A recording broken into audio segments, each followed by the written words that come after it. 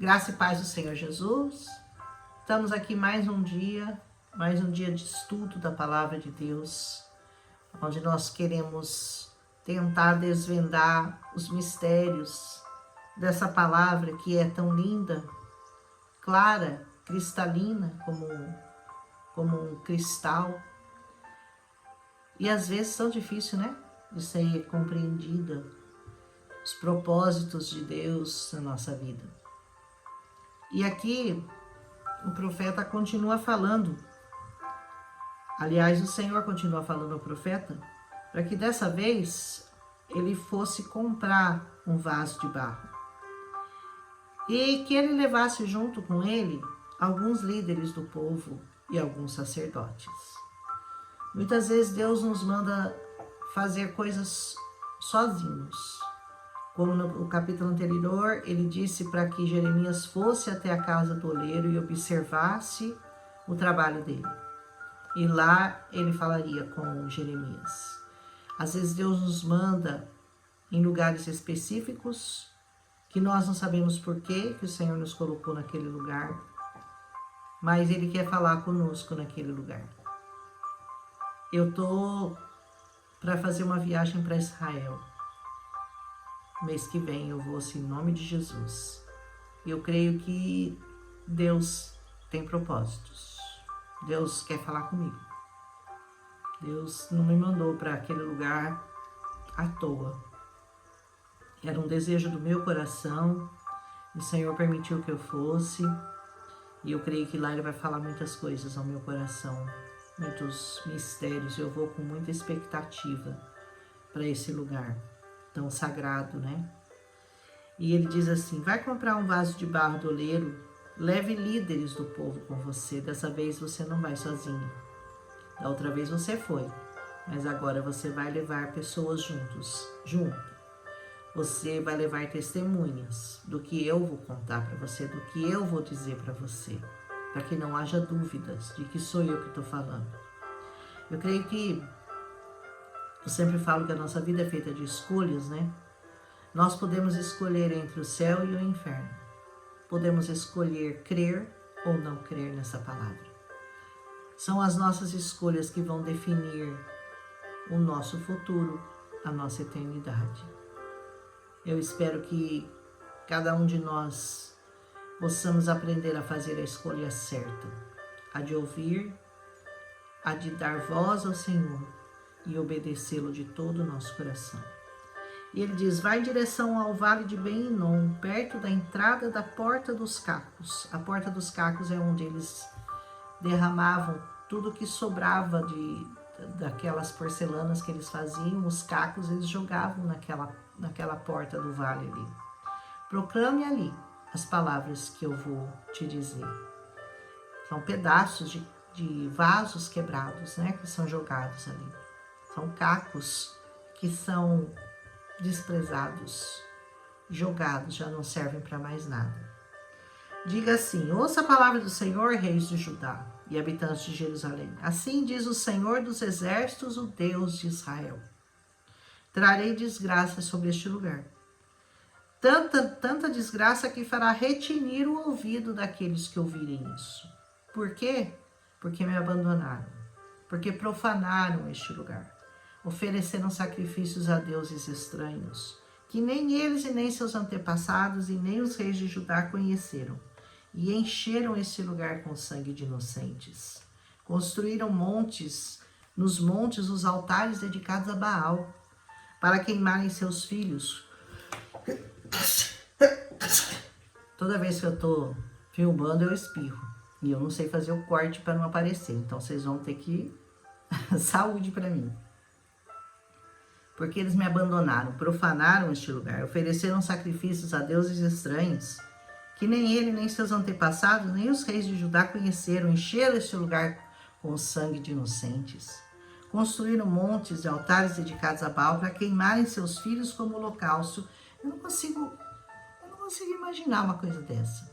Porque um filho é uma coisa que a gente ama demais, né? Que a gente daria a vida por eles. E esses pais entregavam a vida dos filhos para serem queimados vivos a Baal. Eu já falei isso, né? E os sacerdotes de Baal ficavam tocando tambores para que não ouvissem os gritos das crianças. Tão terrível que era aquela oferta de sacrifício de sangue a Baal. E o Senhor diz, coisa que eu nunca ordenei. Eu nunca, nem jamais me veio à mente. Tem coisa que o homem faz que Deus nunca imaginou que pudessem fazer, de tão terrível que são, né? Por isso, por causa disso, porque vocês ofereceram os seus filhos, aprendendo a fazer como aquele povo fez. Não aprenda a fazer como o ímpio faz. Não siga o caminho do ímpio. Ah, mas é tão normal, todo mundo faz. Você não é todo mundo. Você é povo santo, separado, eleito, sacerdócio real, povo escolhido. Você não é igual a ninguém. Você é separado pelo Senhor. Você tem que andar nos caminhos do Senhor, obedecer ao Senhor, pisar onde o Senhor manda você pisar e não pisar onde Ele não quer que você pise. Aprenda isso, urgente. Ele diz assim, por isso certamente vem dias, declara o Senhor, que não mais chamarão esse lugar de Tofete ou Vale de Ben-Hinom, mas Vale da Matança. Ele é conhecido até hoje, esse lugar, como Vale da Matança, viu? Até hoje esse lugar é conhecido, porque lá eles faziam sacrifícios de crianças. Esvaziarei neste lugar os planos de Judá. Sabe quando você faz um plano e Deus esvazia seus planos e você não consegue completar nada do que você planejou, porque não eram os planos do Senhor, eram os seus. Ele diz, eu esvaziarei neste lugar os planos de Judá e Jerusalém. Eu os farei morrer pela espada dos seus inimigos, pelas mãos daqueles que os perseguem. Darei seus cadáveres como comida para as aves e os animais. Seriam tantos os cadáveres que os cadáveres ficariam jogados pelo chão e as aves e os animais os comeriam. Isso já foi falado em outro capítulo também, se vocês lembram, né? Farei com que essa cidade fique deserta, seja tema de zombaria. Todos que por ela passarem ficarão chocados, zombarão de todos os seus ferimentos. Aquele povo, o povo escolhido, o povo separado, virou um povo de zombaria para os outros povos, de ficarem chocados com o que aconteceu com aquele povo, como até hoje a gente se choca com o que aconteceu com eles, com os judeus várias vezes, né? Nas mãos dos assírios, nas mãos dos babilônicos, depois nas mãos dos nazistas. Eu farei com que comam a carne dos seus filhos e das suas filhas. Cada um comerá a carne do seu próximo por causa do sofrimento que lhes infligirão durante o cerco feito pelos inimigos, os quais procuram tirar-lhes a vida. Vocês se lembram que no cerco de Samaria e no cerco de Jerusalém aconteceu justamente isso? Eles começaram a matar pessoas para poderem se alimentar, senão todos morreriam. Matavam seus filhos para poder dar alimento. É uma coisa, né? Uma coisa de canibalismo, é meio surreal, né? Mas aconteceu. E diga-lhes, assim diz o Senhor dos Exércitos, assim como você quebra o vaso do oleiro. Por que ele levou naquele lugar? Porque ali só ficavam os cacos do vaso de oleiro. Muitas vezes o Senhor permite que você seja esse caco, descartado, que já não serve mais para nada, porque já tentou de tudo com você. E você não quis ser regenerado pelo Senhor, ser refeito nas mãos dele. Aquele vaso que não pode mais ser restaurado. Dessa forma, eu quebrarei esse povo e essa cidade, e os mortos em Tofete serão sepultados, até que não haja mais lugar. As casas de Jerusalém, os palácios, serão profanados, como este lugar de Tofete, todas as casas, em cujos terraços queimaram incenso a todos os corpos celestes, e derramaram ofertas de bebidas aos seus deuses estrangeiros. Cuidado com quem você faz ofertas de sacrifício e oferece bebidas e sei lá que mais que você oferece, animais, às vezes, né? Jeremias então voltou de Tofete, para onde o Senhor o mandara profetizar, entrou no pátio e não teve dúvida, mandou a palavra em cima deles. Vai custar caro para Jeremias essa ousadia dele. E ele, do jeitinho que o Senhor falou, ele profetizou.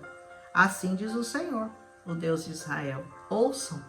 Eu trarei sobre essa cidade todos os povoados ao redor, todas as desgraças contra elas anunciadas, porque se obstinaram e não quiseram obedecer às minhas palavras. E assim termina este capítulo.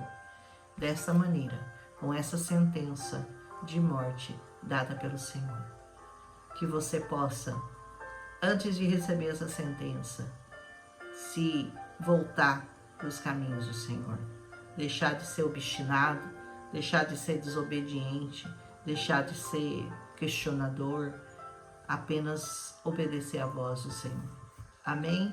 Que nós possamos hoje refletir sobre o mal que pode vir sobre nós, se nós resistirmos ao Senhor. Amém? Um abraço em Cristo Jesus.